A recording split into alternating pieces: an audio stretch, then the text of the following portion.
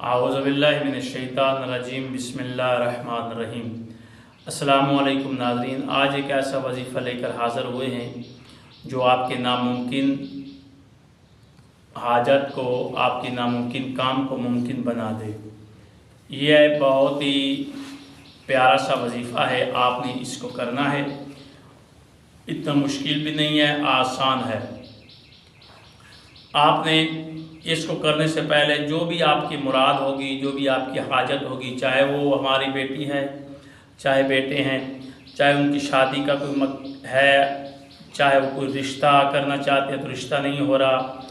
شادی کرنا چاہتے ہیں تو شادی نہیں ہو رہی، یعنی کہ کسی جگہ پر وہ آپ نے پسند کی یا ناپسند ہے، جس طرح بھی کوئی ہوتا ہے وہ ان کا مسائل مراد پوری نہیں ہو رہی، جاب کا مسئلہ ہے، جاب نہیں ان کو مل رہی، پڑھائی میں ناکام ہو رہے ہیں، پڑھائی میں کامیابی کے لیے یہ وظیفہ ہے، رزق نہیں آ رہا تو رزق کے لیے یہ وظیفہ ہے، بندش ہے کاروبار میں تو بندش کے لیے یہ وظیفہ ہے۔ آپ نے اس کو کرنا ہے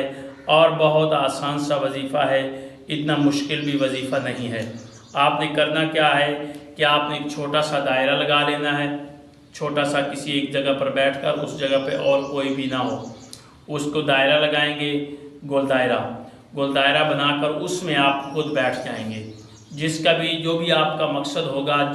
جس کا مقصد ہے وہی بندہ اس دائرے میں بیٹھ کر اس عمل کو کرے تو انشاءاللہ اس کا مقصد جو ہوگا، اس کی جو حاجت ہوگی وہ پوری ہوگی۔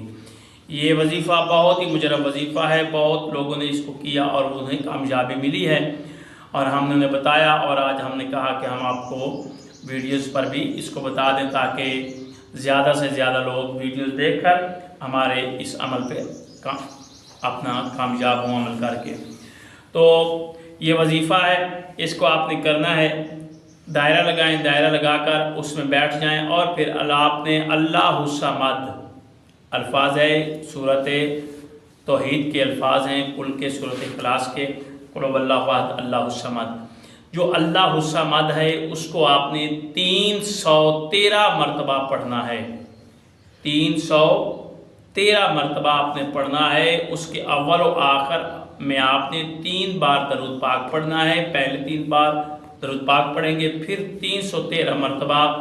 آپ اللہ الصمد کو پڑھیں گے، پھر 3 بار آپ درود پڑھیں گے، اور درود پڑھنے کے بعد دائرے سے اٹھنے سے پہلے آپ کی جو بھی حاجت ہوگی وہ پوری ہو جائے گی۔ دائرے سے ابھی آپ باہر نہیں آئیں گے، اللہ تعالیٰ آپ کی حاجت کو پورا فرمائے گا۔ یہ آپ نے عمل کرنا ہے، جو بھی آپ کی ناممکن حاجت ہوگی وہ ممکن ہو جائے گی، اور آپ کی خواہش جو ہے